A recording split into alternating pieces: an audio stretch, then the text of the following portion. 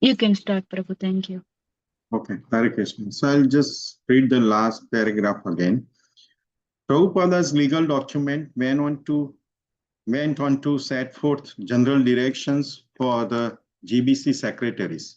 They should travel regularly to the temples in their respective zones to ensure that each devotee chanted 16 rounds and followed a regulated schedule, that the temples were clean.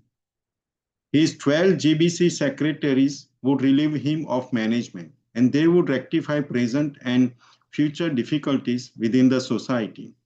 That rectification, Prabhupada's document explained, would be possible only when the devotees in each temple engaged fully in regulated devotional service, like rising early for Mangala Aarti at 4:30, attending Srimad Bhagavatam class, and reciting the Sanskrit verses, and chanting in the streets and distributing back to Godhead magazines and other Krishna conscious literature. This emphasis on strictly following Krishna conscious principles would supersede all material formulas for management. The GBC would ensure that in their appointed zones, all the devotees were properly engaged. There would be no Maya. The next day, Prabhupada drafted another significant statement, naming Bhagwan, Rupanuga, and Karan Dara trustees of his Bhaktivedanta Book Trust. The Bhaktivedanta Book Trust account will be used to publish my books and literature and to establish temples throughout the world. Specifically, three temples are to be established, one each in Mayapur, Vrindavan, and Jagannath Puri. Since returning to America in 1967, Prabhupada had often said he would stay permanently in America as the adopted son of his disciples. Now he revealed his new plans. He spoke of going to India to preach and to establish large ISKCON temples for the devotees who based their activities mostly in small rented houses. Prabhupada's constructing cathedral-like buildings in India was inconceivable. In India, Prabhupada said he would teach his disciples how to preach and how to establish temples. Prabhupada picked a team, including two nearly initiated sannyasis, to accompany him to India. In the future, he said, more disciples could join, for India would become an important field for Krishna consciousness. Prabhupada wrote Satswarupa and Uddhava in Boston. You are all my children, and I love American boys and girls who are sent to me by my spiritual master, and I have accepted them as my disciples. Before coming to your country, I took sannyas in 1959. I was publishing BTG since 1944. After taking sannyas, I was more engaged in writing my books without any attempt to construct temples or to make disciples like my other god brothers in India.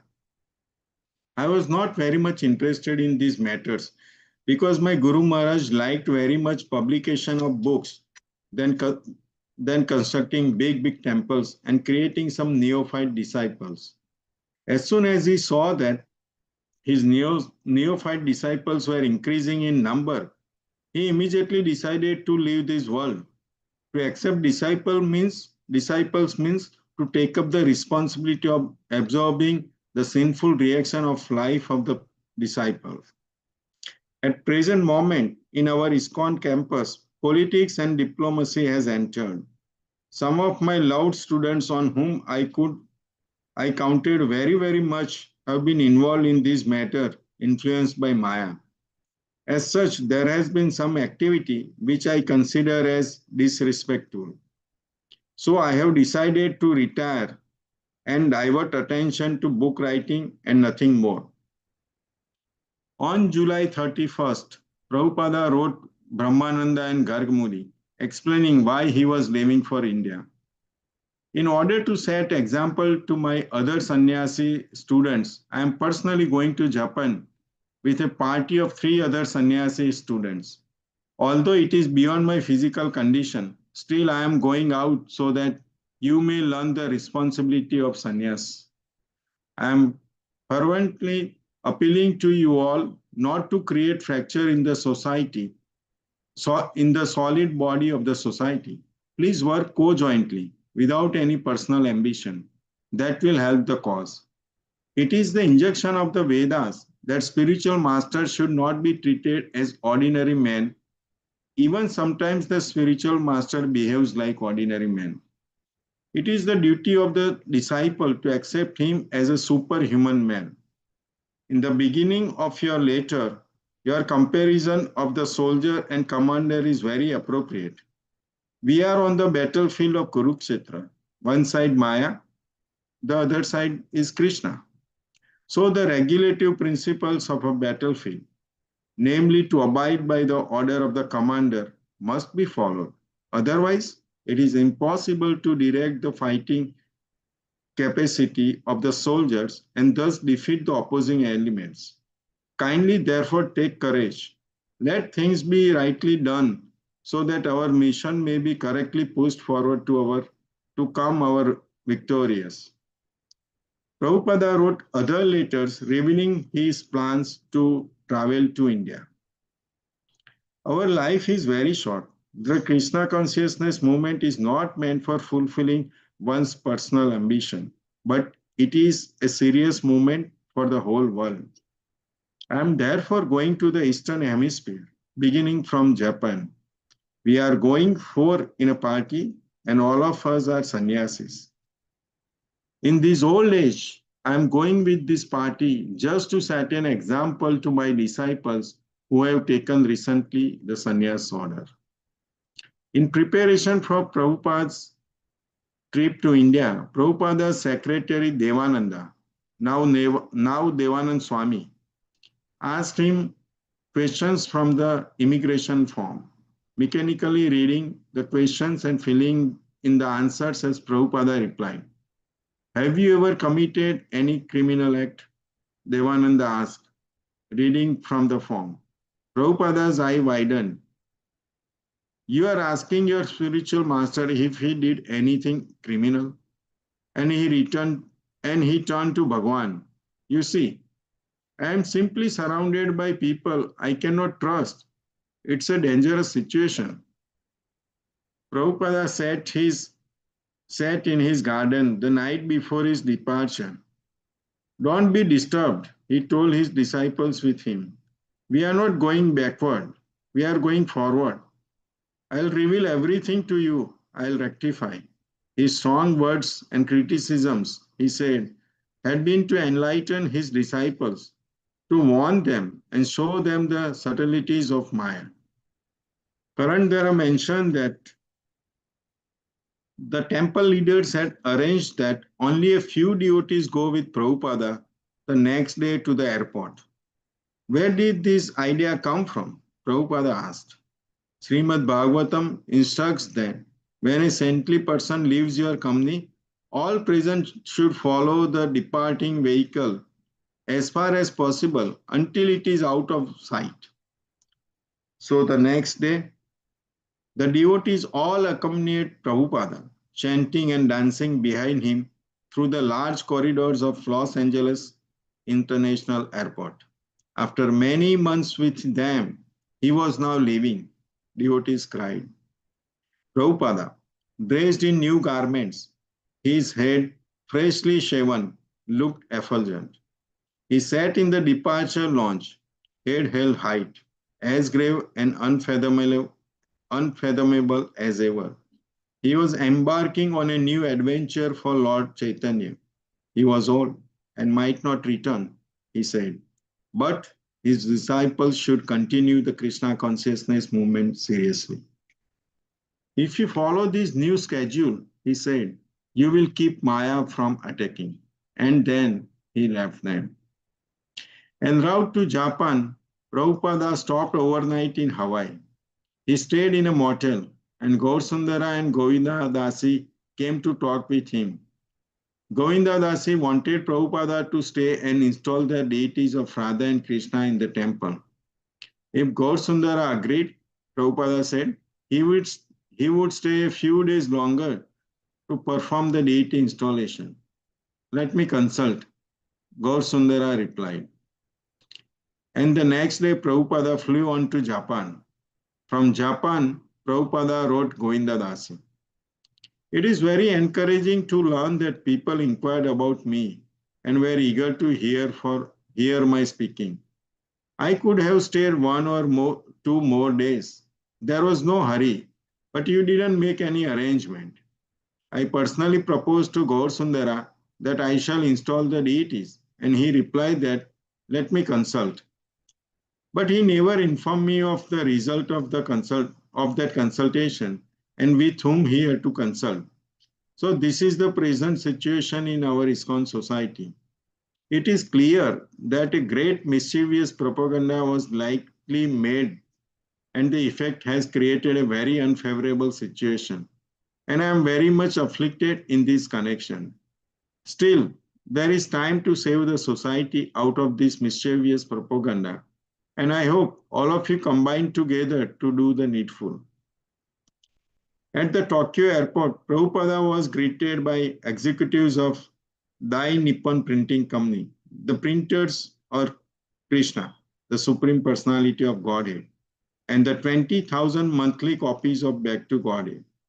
Prabhupada and his entourage rode in a limousine, courtesy of Dai Nippon, to a small private apartment about 45 minutes from the temple. Prabhupada had developed a severe cough and several other symptoms of ill health due, he said, to his disciples' behavior. Yet despite his illness, he would talk for hours of his concerns for ISKCON, especially with his traveling GBC secretary, Tamal Krishna. Soon after their arrival in Japan, Prabhupada's secretary received a disturbing call from a devotee attending the society-wide Janmashtami celebration at New Vrindavan. 4 of the newly initiated sannyasi had arrived, the devotee said, and were teaching a strange philosophy. Devotees were confused. Prabhupada had left America. So the sannyasis were saying, because he had rejected his disciples. The sannyasis were blaming themselves and other disciples for not realizing that Prabhupada was actually Krishna.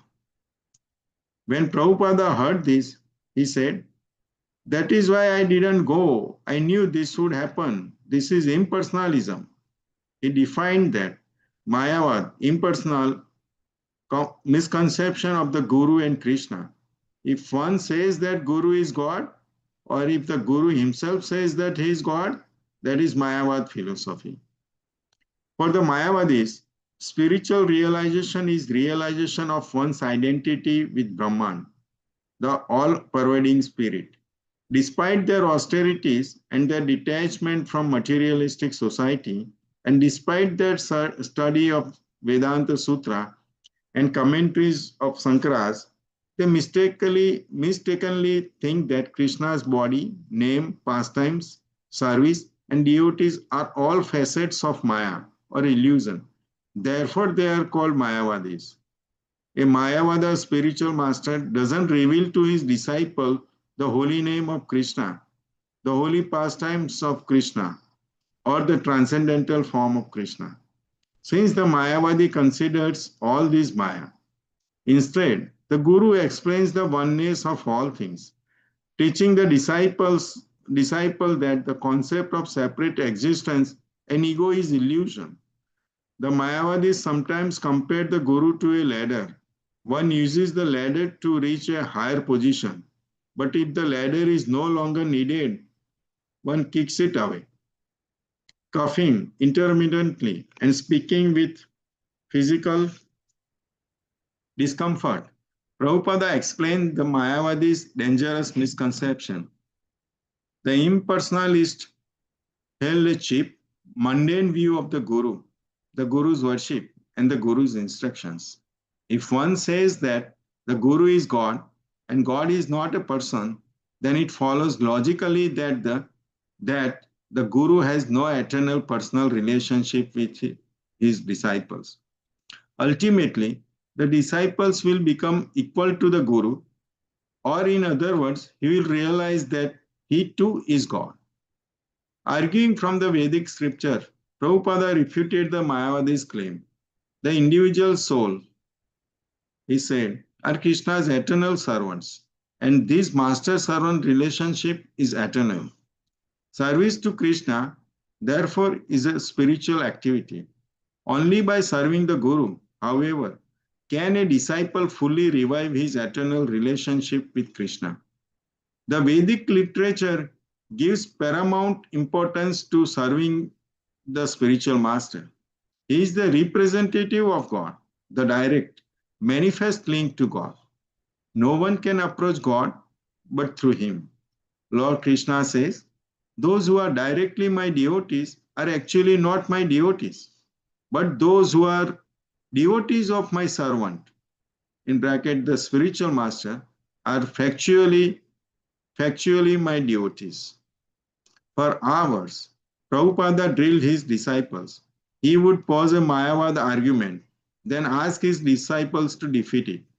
If they failed, he would defeat it himself. He stressed that the relationship between the spiritual master and disciple was eternal, not because the Guru was Krishna, but because he was the confidential servant of Krishna eternally.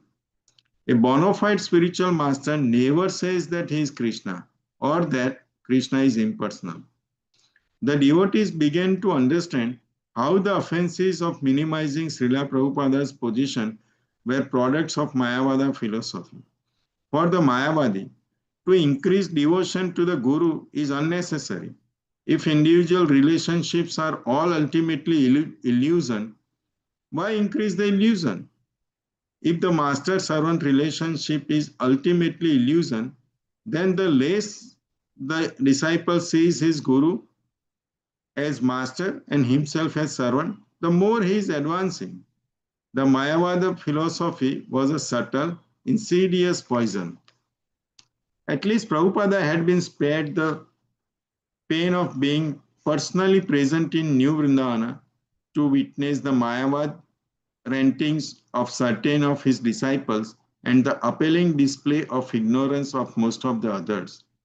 He had his small entourage and was on his way to preach in India.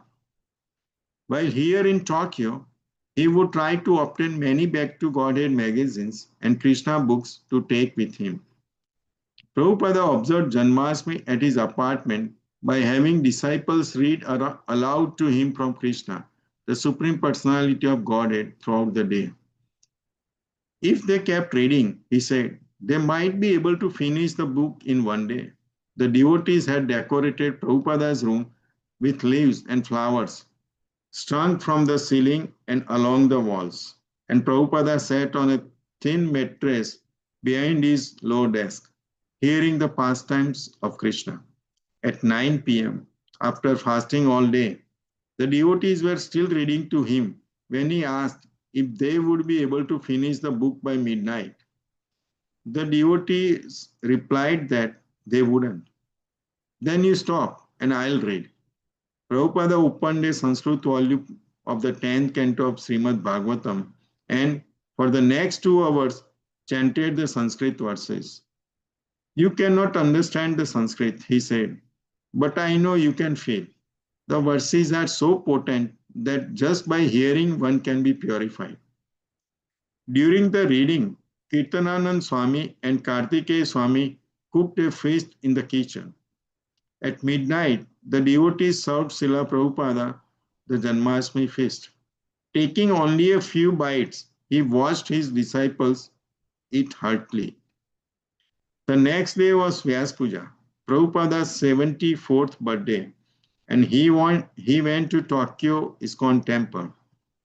The temple was only 2 rooms, one for living, one for worshipping, with Japanese grass mats on the floor. Prabhupada sat to the right of the altar, looking at Lord Jagannath, while his disciples sat on the floor before him, singing Guru Astaka prayers, glorifying the spiritual master. None of them, however, knew exactly how to conduct the Vyas Puja ceremony. And after a while, They ended the Kirtana. In the painfully awkward moments that followed, the devotees realized they were supposed to do something special. But what? Prabhupada appeared angry. Don't you have Puspa Yatra? Isn't Prasadam ready? The devotees looked at one another. This is not Vyas Puja, Prabhupada said. You haven't been to Vyas Puja before. Don't you know how to celebrate the Vyas Puja? How to honor the spiritual master? One of the sannyasis began to cry. Tamal Krishna, Prabhupada said, didn't you see how I observed my Guru Maharaj Vyas birthday? Where is Pushpa? Pushpa is Sanskrit for flowers. Pushpa, Pushpa, Tamal Krishna decided Prabhupada must mean Pushpanna, a fancy rice dish. I'm not sure, he said.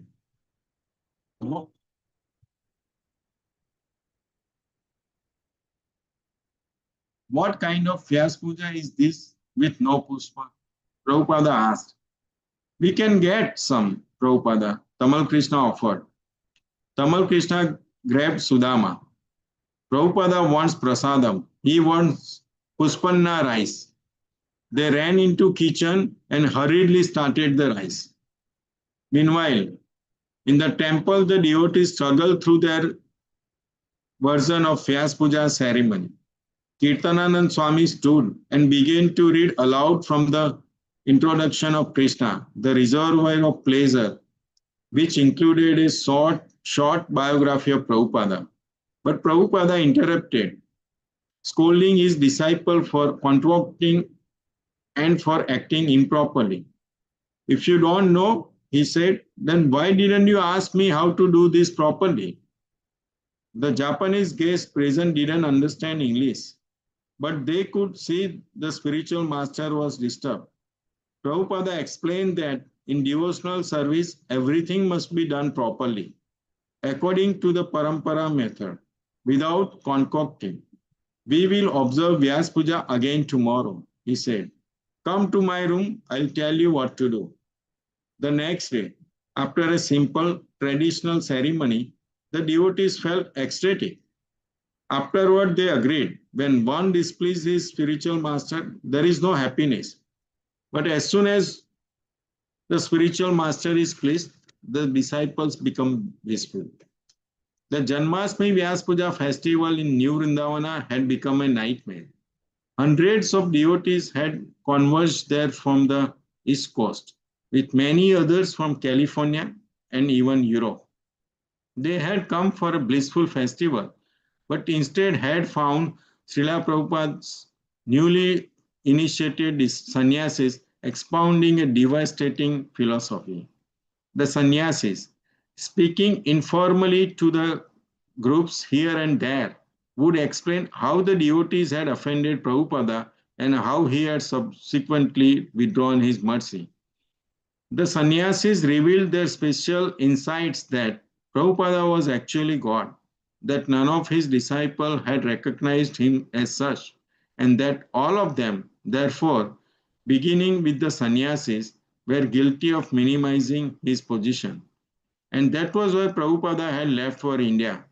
He had withdrawn his mercy from his disciples.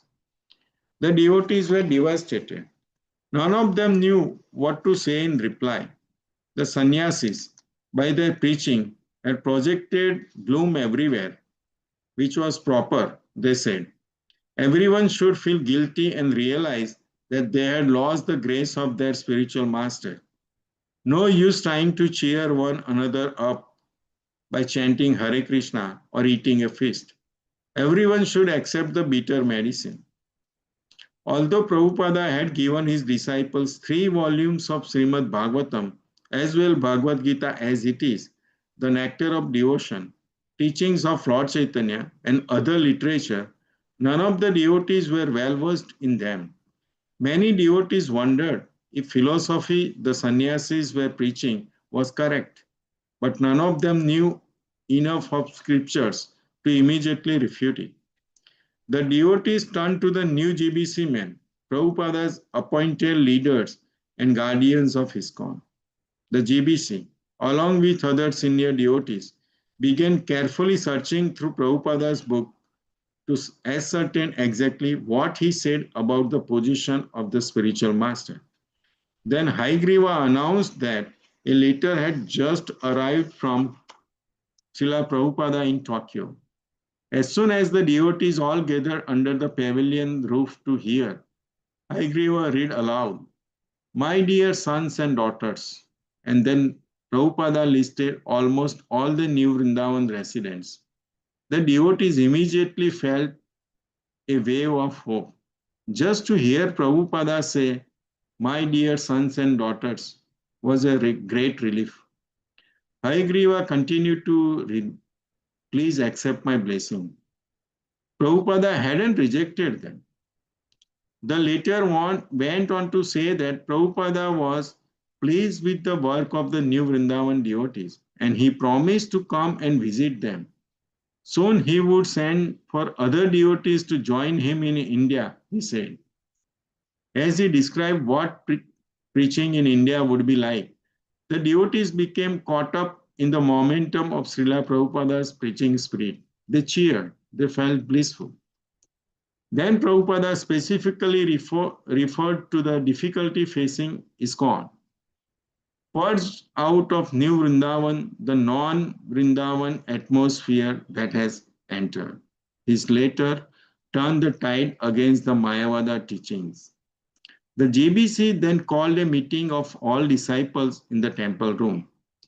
Reading selections from the Nectar of Devotion, they established that the spiritual master, although not God, should be honored as much as God because he is the confidential servant of the God. Several senior devotees spoke their heart's convictions, citing examples from their association with Prabhupada to prove that he hadn't rejected them. He was too kind. The sannyasis might feel rejected because of their own guilt, someone said, but they shouldn't project their guilt on others. The false teachings, however, had dealt a blow from which many devotees would need time to recover. Newcomers at the festival were especially unsettled, but the cloud of gloom that had hung over New Vrindavana now lifted, thanks to Srila Prabhupada's timely letter. The sannyasis admitted their confusion. The GBC then phoned Kirtananand Swami in Tokyo and told him that Prabhupada's letter had resolved most of the problem, but the sannyasis still held their misconception. Hearing this, Prabhupada felt his suspicions confirmed. Certain disciples had been contaminated by the poisonous philosophy from India. Consequently, material desires for power and control had overwhelmed them, even in Prabhupada's presence. Turning to Tamal Krishna, Sudama, and the three sannyasis with him, Prabhupada asked what they would thought should be done. With the previous day's philosophic drilling still sharp in their minds, they suggested that anyone teaching Mayavada philosophy should not be allowed to stay within ISKCON. Prabhupada agreed. If these sannyasis continued to preach Mayavada philosophy, he said, they should not be allowed to stay in his temples, but should go out and preach on their own. Tamal Krishna conveyed this message to the GBC in the US, and Prabhupada was satisfied that the problem would be adjusted. He had created his GBC to handle such matters. On September 2, Prabhupada wrote Hamsduta in Germany. Regarding the poisonous effect in our society, it's a fact, and I know where from this poison tree has sprung up and how it affected practically the whole society in a dangerous form. But it doesn't matter. Prahlad Maharaj was administered poison, but he didn't act. But it didn't act. Similarly, Lord Krishna and the Pandavas were administered poison, and it didn't act. I think in the same parampara system, that the poison as administered to our society will not act if some of our students are as good as Prahlad Maharaj. I have therefore given the administrative power to the governing body commission. To Haigriva in New Vrindavan, Prabhupada wrote, I am very glad to know that GBC is actively working to rectify the subversive situation which has been weakening the very foundation of our society. All you members of the GBC, please always remain very vigilant in this connection so that our society's growth may go on unimpeded by such poisonous elements. Your preaching in New Vrindavana, as well as intensified study of our literatures with seriousness, is very much encouraging. Please continue this program with vigor and re-establish the solidity of our movement. From the beginning, I was strongly against the impersonalist, and all my books stressed on this point. So my oral instruction as well as my books are all at your service. Now you GBC, consult them and get a clear and strong idea. Then there will be no more disturbance. The four sannyasis may bark, but still the caravan will pass. Prabhupada wrote to Satswarupa in Boston. I am very glad to know that you are not affected by the propaganda of sannyasis, that I am displeased with all the members of society. I am never displeased with any members. The worst was over, Prabhupada thought. For months, this problem had upset him and his writing. Relentlessly, he had instructed his disciples for their own benefit and for the benefit of his movement. The disease had taken its toll, and that was unfortunate. But the devotees were being forced to turn to Prabhupada's books and apply their teachings, and that was the positive outcome. Now they should clearly understand the position of spiritual master and never again be led astray by false philosophies or sentiment. Prabhupada's main business in Tokyo was with Dai Nippon. Considering him an important author and a venerable religious monk, they had provided him a car and apartment. Each morning they sent a private car to drive Prabhupada to Imperial Palace Park, where he would take his morning walk. Prabhupada liked the neatly planted trees and gravel walks, and he appreciated the habits of Japanese people. As he would pass, elderly ladies would bow to him from the west, and others would fold their hands respectfully, acknowledging his being a holy man. On the morning of Prabhupada's meeting with Dai Nippon, he came out of his apartment with Tamal Krishna and Devanand Maharaj and got into the back seat of Dai Nippon company car. The car proceeded through the early morning streets, and Prabhupada chanted his Gayatri mantra silently. A Dai Nippon junior executive escorted Prabhupada and his two disciples into an elevator and up to a spacious room with a long conference table. Prabhupada's guide cordially offered him a seat at the table, and Prabhupada sat down, with Tamal Krishna and Devanand Maharaj on either side. Soon there entered Dai Nippon's 6 top executives, including corporation president. Each stood behind his respective chair, and each in turn, beginning with the president, bowed slightly from the waist and presented his calling card. Addressing Prabhupada as Your Divine Grace, they introduced themselves, announced their post, and took their seats. We are very honored to have you here, the president began. You are a great religious author, and it is our great privilege by publishing your books. After the president had spoken briefly, tea was served. Prabhupada requested hot milk. Conversation was informal, and Prabhupada spoke of the importance of his mission and Krishna conscious literature. No one discussed business. However, the Dai Nippon executives soon excused themselves. They would meet again in the next morning. When Prabhupada was again alone in the room with his disciples and the junior executive who had escorted him, he asked the young Japanese, "So, what is your goal in life?" By way of answer, the man gathered up all the business cards that lay scattered before Prabhupada on the table and stacked them, with the presidents on top, then the first vice president, and so on, putting his own card in its place on the bottom. He then dramatically removed his card from the bottom of the stack and slapped it on top, a graphic answer to Prabhupada's question. Prabhupada smiled. To become president of the company, he said, was temporary. All material life was temporary. He explained on the basis of Bhagavad Gita that the body was temporary and the self was eternal.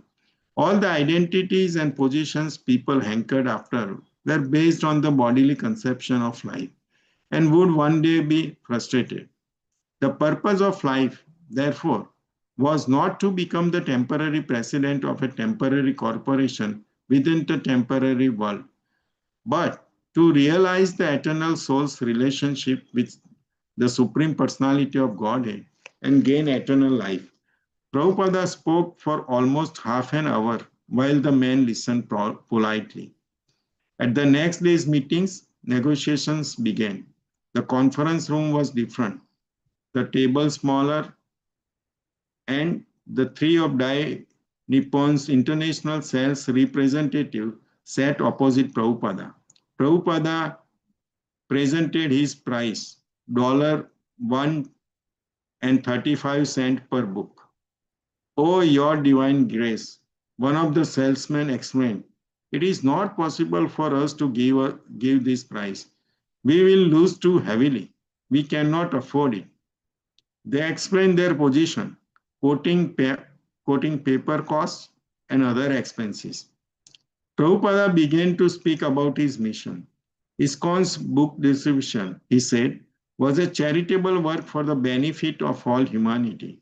ISKCON distributed these books for whatever donations people were able to make, and he received no profit, no royalties. It was spiritual education, the most valuable literature. In any case, Prabhupada said in closing, "You deal with my secretary in this regard." And he sat back in his chair. The burden was on Tamal Krishna. Tamal Krishna began by saying that Prabhupada had been too kind because ISKCON could actually never pay such a high price. He then quoted a price 40 cents lower per book than Prabhupada's quote. "Mr. Tamal," the salesmen were again upset. "Please reconsider your point." A polite argument ensued. Suddenly, Prabhupada interrupted, presenting himself as an impartial third party. He said he would settle the difference that had arisen between his secretary and salesman. "I have heard both the sides," he said, "and I feel that price should be $1.25 per book. That's all." "Yes, your divine grace," the salesman agreed. "That is right." After further negotiations, Prabhupada agreed on a contract that included a reprint of Volume 1 and first printing of Volume 2 of Krishna, the Supreme Personality of Godhead, two issues of Back to Godhead, a Hindi issue of Back to Godhead, and a new book, Sri Ishopanishad. ISKCON had to pay only $5,000 cash, and Dai Nippon would deliver everything on credit. Prabhupada held a feast at his apartment for the Dai Nippon executives, who especially liked the samosas and pakoras. They presented Prabhupada with a watch and continued to see to his comfort during his stay in Tokyo. Prabhupada also met a Canadian-born Japanese boy, Bruce, who was seriously interested in Krishna consciousness. Prabhupada invited him to come and join him in India, and the boy eagerly agreed. So now this is the end of third chapter. So maybe fourth chapter we can start tomorrow. Sure, Prabhuji. Okay, thank you. Thank you, Prabhuji. Hare Krishna. Thank you Hare so much, Krishna. all the devotees, for Thank joining you, in everyone. Bhagavad. Vanchattana. Vanchakalpatarubhyascha कृपासिन्धुभ्यो पतितानां पावनेभ्यो वैष्णवेभ्यो नमो नमः अनन्तकोटिवर्षणवृन्द की जय Jai. Jagannath की जय. Thank you. Hare Thank you so Krishna. much. Let us all meet again tomorrow. Thank you. Hare Krishna.